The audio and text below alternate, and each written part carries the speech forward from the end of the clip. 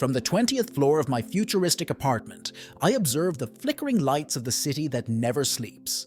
Or so they used to say.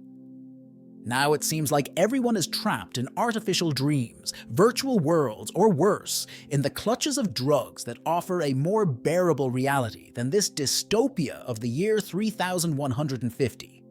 It's been 6 weeks since I stepped outside. Shadows dance on the walls as my mind fluctuates between reality and fiction. The drug has become my only companion in this desolate world, a life without meaning, without purpose. But the drug gives me that fleeting spark that makes me forget, if only for a moment, the disaster that surrounds us. In the midst of this artificial eternity, hallucinations have begun to invade my distorted reality. A talking mouse hovers over my consciousness, reproaching me for not feeding it. Has it become the personification of my addiction? Its eyes pierce me, accusing me of destroying myself. I don't know whether to fear the mouse or what it represents. And then there's her, the woman walking on the ceiling.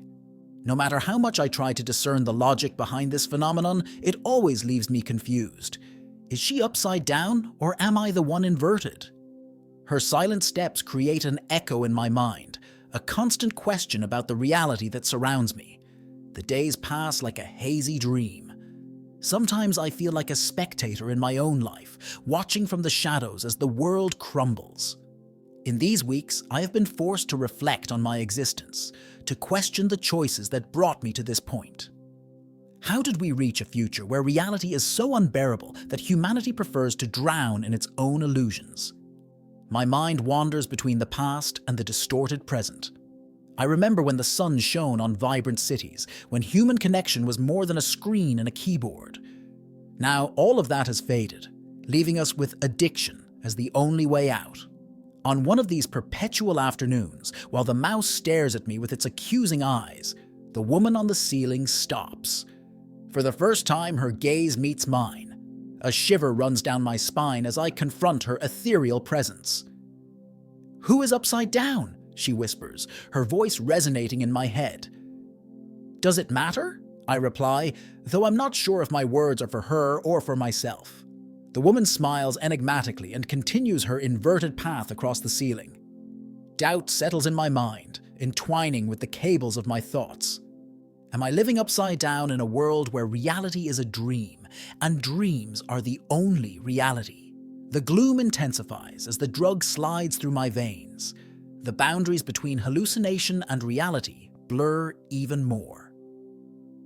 The mouse has now multiplied, a horde of little judges watching me from every corner of my self-imposed confinement. Who am I in this distorted scenario? Am I the hero of my own story, or just a spectator trapped in the shadows of addiction? The questions pile up, but the answers fade like smoke in the wind. The city continues its frenzied dance of lights and shadows, oblivious to my encapsulated existence. In this moment of fleeting clarity, I decide to peer out the window. The heights beckon me, a reminder that there is a world beyond these electronic walls. The city sprawls infinitely, its buildings twisted and distorted by the drug flowing in my veins. I lean forward, my heart pounding. The lights flicker as I approach the abyss.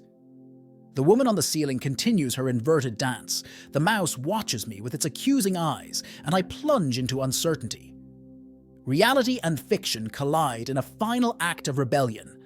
My name is Alex, or at least I think it is.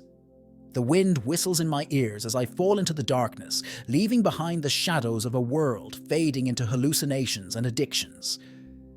Is this the end, or just another chapter in the never-ending story of humanity? The answer is lost in the abyss, a secret guarded by the shadows of a dystopian future. And so, the city continues its dance, unaware of the fate of those trapped in the whirlwind of shattered dreams and distorted realities.